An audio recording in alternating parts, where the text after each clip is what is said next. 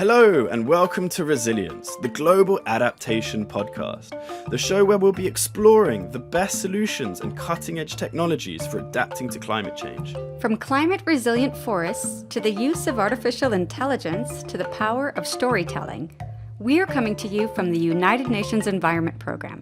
I'm Liz Bernhardt. And I'm Marcus Neild. In our podcast, we'll be talking to the world's greatest adaptation experts, but we'll also be travelling around the world to meet people on the front lines of climate change to hear personal stories of how they've built resilience. We're really excited to share some incredible climate success stories with you. Join us as we adapt to climate change, one conversation at a time.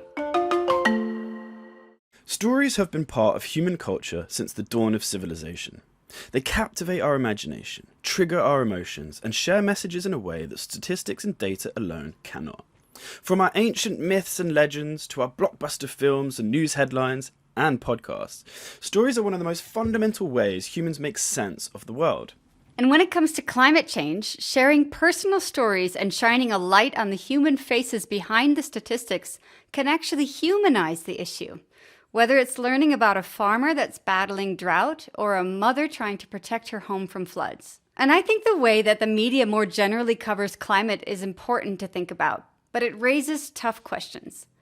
Is adaptation getting the spotlight that it deserves? And are the right stories being told that can motivate us to act?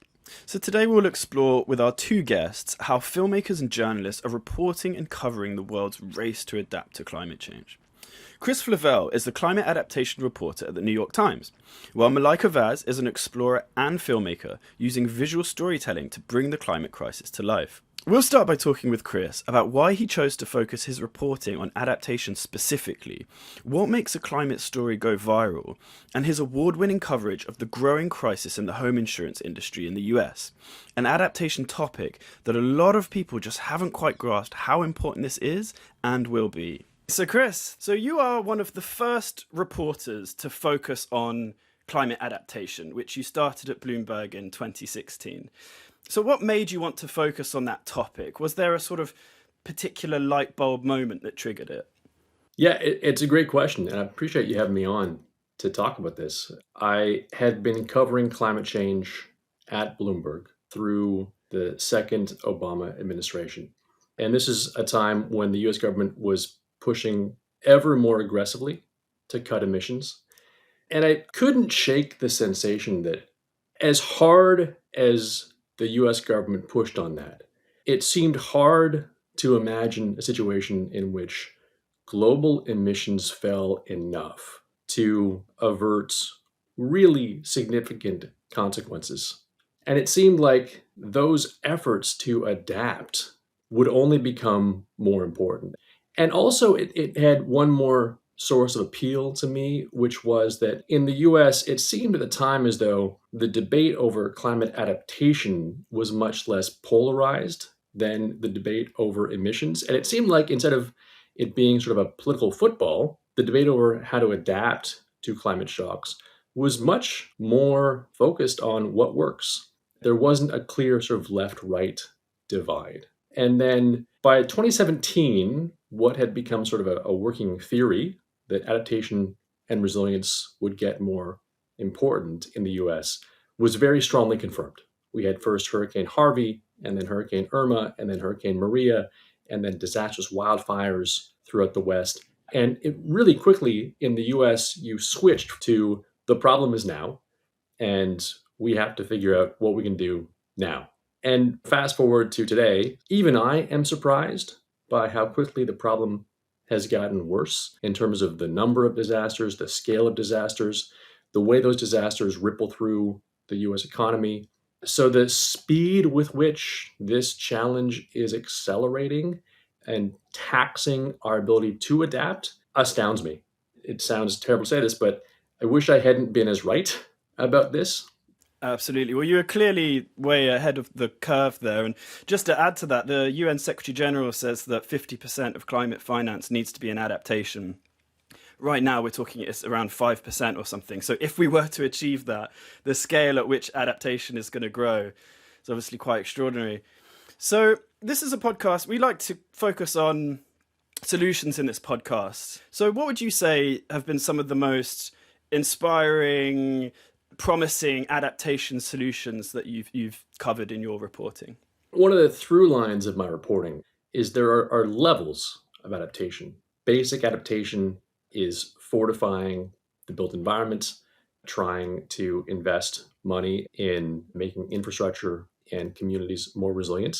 I think the verdict on that is mixed. So far from my reporting, there's been a lot of money spent on that in the US. It's less clear just how significant the return has been on that. And one counter is, well, these things take a lot of time. But I think it's still fair to be skeptical and just wonder if the goal is to basically fortify and make resilient existing communities and existing patterns of life, how plausible is that? And we don't know.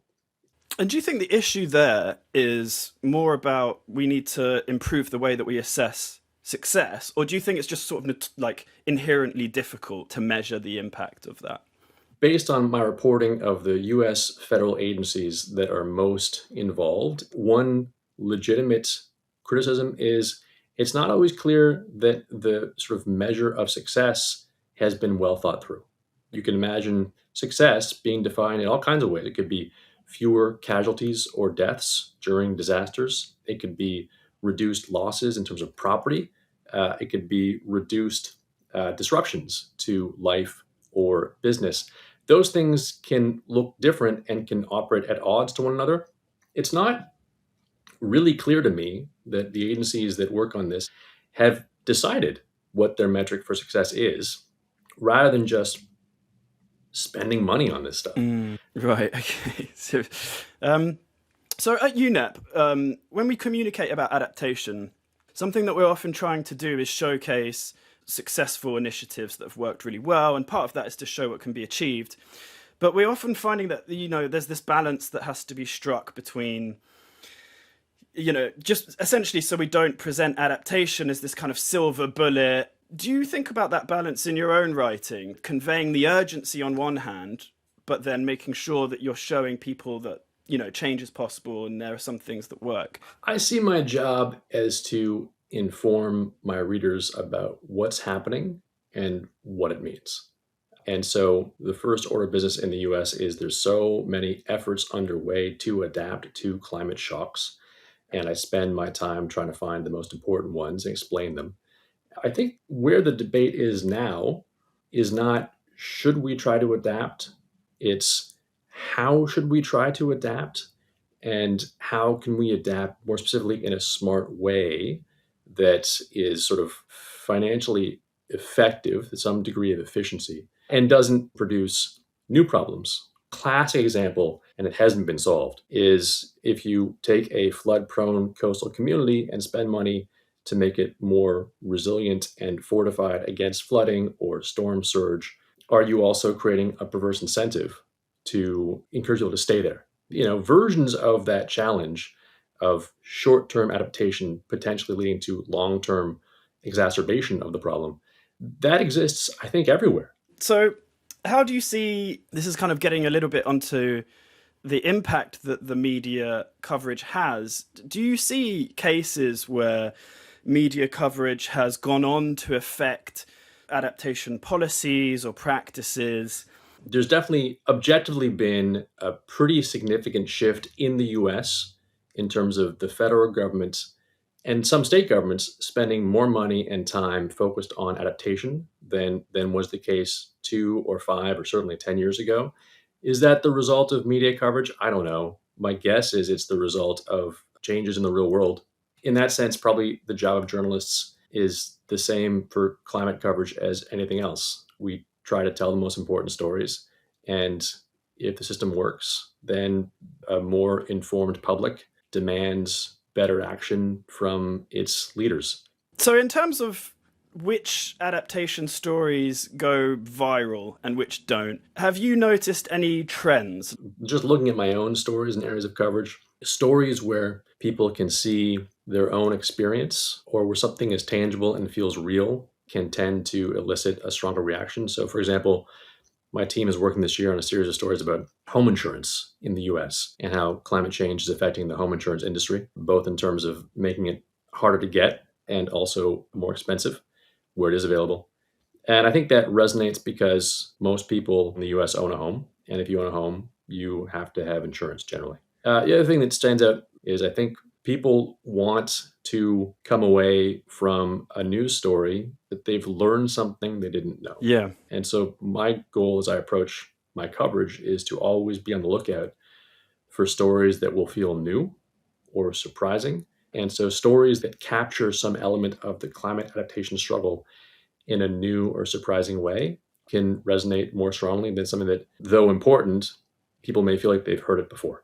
You mentioned home insurance. Could you help us understand a little bit why this has such huge implications for building climate resilience? It would be difficult to overstate the importance of the insurance industry to the US economy, and I'm sure to the economies of most countries around the world. If you don't have access to home insurance in the US, you can't get a mortgage. If you can't get access to a mortgage, you can't buy a home. At some point, even if insurers are still able to price the growing risk attached to climate change, at some point that price becomes too high. Yeah. And the market fails for a different reason. One thing people have told me in my reporting is you could imagine the crisis facing the insurance industry as sort of a forcing mechanism to compel governments to get more aggressive about where and how we build homes.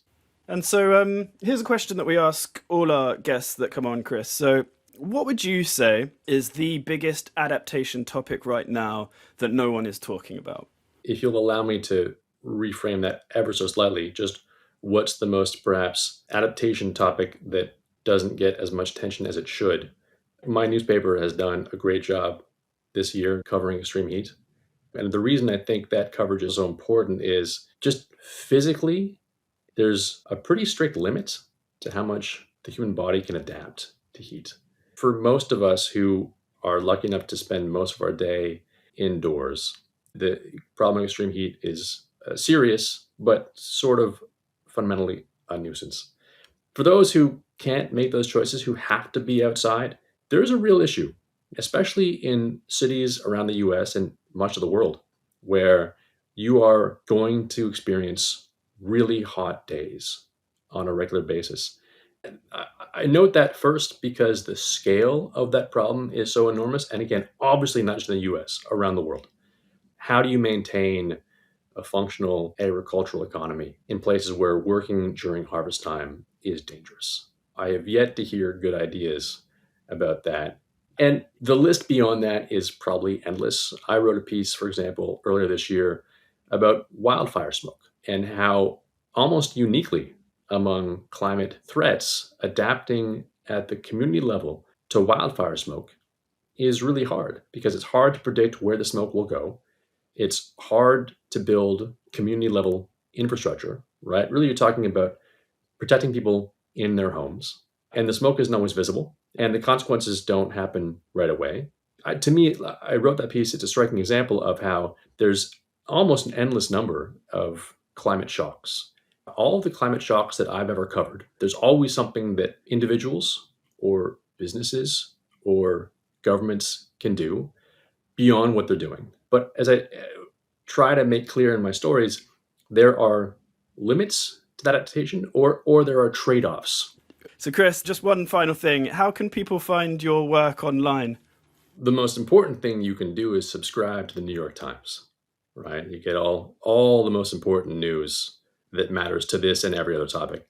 And be sure to read the stuff that my team produces. It's all available at nytimes.com/climate.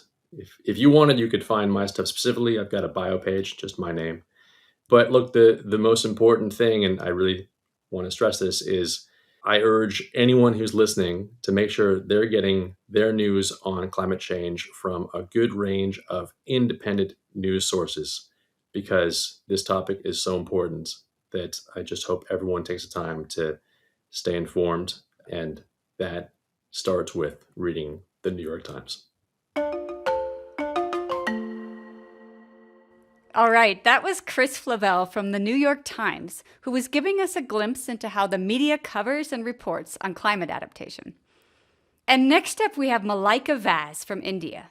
Malaika is a filmmaker and an explorer who's traveled the world to tell stories of how communities are experiencing climate change and environmental degradation and what they're doing to adapt and increase their resilience. Malaika founded her own film production house and by the age of 16 had already explored both the Arctic and the Antarctic. She's seen firsthand how climate change affects some of the most vulnerable, but also the most resilient people on Earth. Hey, Malaika, welcome to the show. We're so glad you've joined us. Can you take us to the moment when you first wanted to be an environmental filmmaker? I would say that it's often an amalgamation of different moments, but I know that as a young child growing up on the west coast of India, I had this strange dream to go to all 7 continents before I was 18. And so, as a competitive windsurfer at the time and as a scuba diver, I traveled quite a bit. And then I realized that the 2 continents that I hadn't been to were, North America with the Arctic and then the Antarctic. So I reached out to the National Center for Antarctic and Oceanographic Research in India and asked them if I could join the expedition. And of course, I was 14 at the time, so they said, "You're way too young."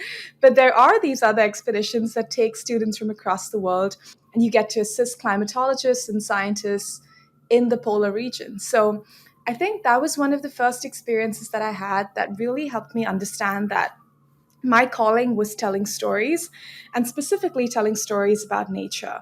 Because when you're in the Antarctic or when you're in the Arctic, surrounded by the most beautiful places, the most pristine spots on Earth, I think it really touches you at a very personal level. And then when you begin to learn about the challenges that these ecosystems face, it inspires you to think about how connected our ecosystems are and how protecting the Arctic and the Antarctic is one big aspect of protecting nature at large. So I kind of came back from those expeditions really interested in telling stories about nature back home in my own country. I think it's incredible that you had the foresight at that young age to know that that's something you wanted to do and have the perseverance. As a mom of teenage kids myself, I can say that I find that really amazing and very inspiring. Absolutely. And I think one of the things that really impacted me personally about that is realizing that the kind of nuance that you see is sometimes very different from what's on television. And as a filmmaker, I really wanted to represent that. Like, for example, the fact that, when you have decreasing sea ice, that doesn't just mean that it has environmental impacts on polar bears. It also means that it is resulting in oil and gas companies going into these pristine natural ecosystems. And very often, actually, these shipping routes that are emerging are having a direct impact on the climate. So it's kind of this vicious cycle that's fueled. Yeah, and your experience, Malaika, in the Arctic and Antarctic regions is really, really interesting because obviously we know in the climate change world that the speed of change in these parts of the world is just so rapid. And I think it's just a really interesting part of the world to look at. And obviously, this is a show all about resilience. And you could argue, really, that some of the most resilient people on the planet are indigenous communities in the Arctic region. So I'd be really interested to know a little bit more about these communities. And did you get a chance yourself to see how they adapt and thrive in their environment? And if so, are there any sort of particular stories or particular people that come to mind? So when I was in the Canadian and Greenlandic Arctic, I remember meeting communities that completely depended on their natural resources. And I remember when we were in the Greenlandic Arctic, we went into this small little community. There were about 500 people. And the day that we arrived, they'd actually hunted a Weddell seal. And we saw a family using every aspect of that Weddell seal's body. And it was really incredible to see how there was sustainability at the very core of this hunting practice. But on the other hand, we were also understanding how the changing climate in the Arctic was directly impacting their food. And while, now it's almost a ceremonial thing that still happens as a way to uphold culture, it is so much harder for these communities to depend on nature. There's data that says that about 7 out of 10 kids in Nunavut in Canada live in food insecure households. And these are kids whose ancestors used to be able to provide for themselves and often had excess that they could then share with their community. And wherever I've gone since then in the last couple of years, I've really seen how when you meet the communities who are on the front lines, you see that when it comes to their livelihoods, all of those are directly impacted by climate change. So, Malaika, obviously a huge amount must go into these filmmaking projects that you do, and it must not be easy as well, especially when you think about some of the regions that are most impacted by climate change. If you think about it, a lot of them are quite remote, can be quite hard to get to. What would you say are some of the challenges that you've faced when trying to capture the true impact of climate change, both on ecosystems but also on human lives as well? Telling these stories is the greatest privilege. We get to go to the most beautiful places. We get to be welcomed and have the privilege of time that people share with us. I also do think that in our world, it's very easy to talk about that time that we were undercover in China filming a dangerous story or working in dangerous places in the middle of the Indian Ocean. Those stories are great. But as I get older, I've realized that as a filmmaker, I also do have the option of coming back home to New York City. I think my filmmaking practice has really changed to make sure that we have real community engagement in the production process, but we have leaders from the community, be producers, we have, cinematographers from the communities, and we make sure that everyone that we work with is working on the production in a really equitable and respectful way where their perspectives matter just as much as the team that gets to leave and goes back home. The hard challenge really is taking difficult, complex narratives into the public domain. When you come home from a long day of work, very often you want to get back and watch something light and entertaining. And I think that a climate change story sometimes doesn't fit into that category.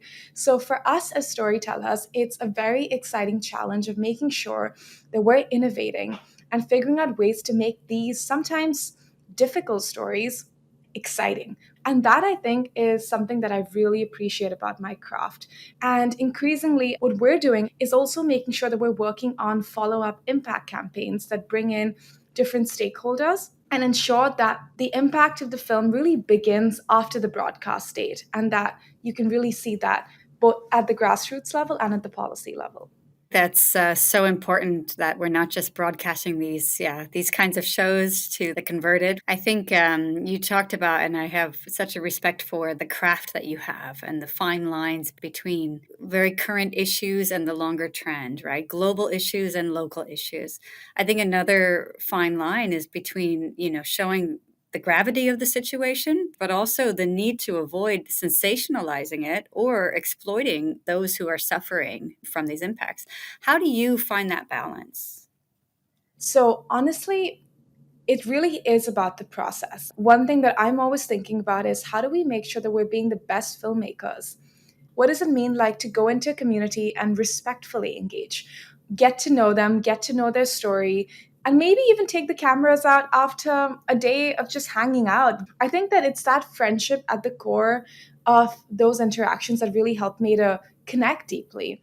And then the other thing is that when it comes to telling these stories for global audiences, it's important to have a stock take and understand what stories are working, what stories aren't working. And we're seeing such a big demographic shift as well with storytelling, where 50 years back, we had mostly people tuning into their televisions and watching long form programming.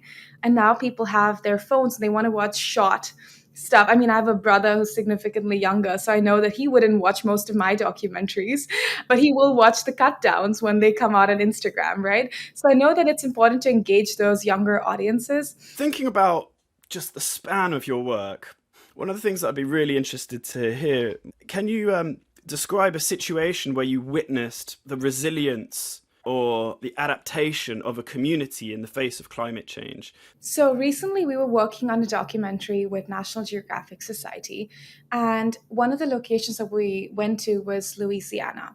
Now, Louisiana has really been battered over multiple decades by different climate catastrophes and natural disasters. And there's a specific area where you can basically see a lot of indigenous communities have been impacted, and many of them have had to also move out. But what's really interesting is that for these communities, they have actually adapted in really interesting ways by focusing a lot of their conservation efforts on land restoration, on making sure that there is, regenerative efforts when it comes to protecting nature. And I think that's super exciting because it shows us the power of nature-based solutions in combating the climate crisis. We need to have communities at the very forefront when it comes to leading the charge, whether it is in Louisiana, whether it is in India, in the wetlands. And I think that when you have communities at the forefront, they completely understand what's required. And that just means that these projects are going to live longer. They're going to have that longevity that is so critical when it comes to climate change mitigation and adaptation. That's super interesting, Malaika. One of the things I'd love to ask you is, what are you really excited about in terms of this topic of storytelling and filmmaking to drive action on the environment or climate change? Like, is there anything particular that you're really excited about coming up on the horizon?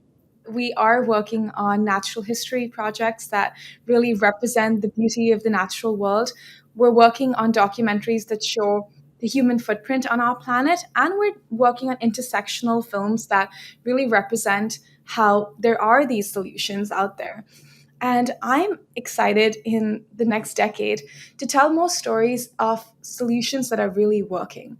I think solutions-oriented journalism can provide audiences with so much hope. I think that solutions-oriented storytelling that provides people hope should be the tagline of our podcast. I don't think we could agree with you any more than how you put it. Well, I only have one more question for you, and that's, how can our audience find out more about your work? So you can follow our production company's work at untamedplanet.in and see some of the films that we're putting out there for different television networks across the world. And yeah, we would love to have more people tuning in to the shows on TV, watching them when they're on streamers, and really engaging with this content. Awesome. Thanks so much, Malaika. Thank you for having me, Lis and Marcus. Great. That was Malaika Vaz from Untamed Planet, sharing what it's like to capture stories of environmental degradation and adaptation. And earlier in the episode, we got to hear from Chris Flavelle about how the media gives context to adaptation, how to report accurately on the challenge, and why some stories gain traction and others don't. And he even covered the link to the home insurance crisis that's bubbling up right now in the US. Okay, so that's it from us. As a climate communicator myself, I have to say I've really enjoyed doing this episode. And I think it's worth remembering that we all carry and create stories. It's not just the professional storytellers who work in the media. Telling stories is an innate human impulse, arguably one of the defining traits of our species. We're going to leave you with a quote from the writer, historian, and columnist Rebecca Solnit. She says, "Every crisis is in part a storytelling crisis. This is as true of climate chaos as anything else. We are hemmed in by stories that prevent us from seeing or believing in or acting on the possibilities for change. Some are habits of mind, some are industry propaganda. Sometimes the situation has changed, but the stories haven't, and people follow the old versions like outdated maps into dead ends." So, dear listeners, what's the climate story that you're going to tell? So that's it from us today. Thanks so much to Chris. Thank you to Malaika. And of course, thank you to all of you who are listening. Join us next time as we adapt to climate change, one conversation at a time. This show is funded by the Japanese Ministry of the Environment. Richard Myron is the producer, and this has been an Earshot Strategies production.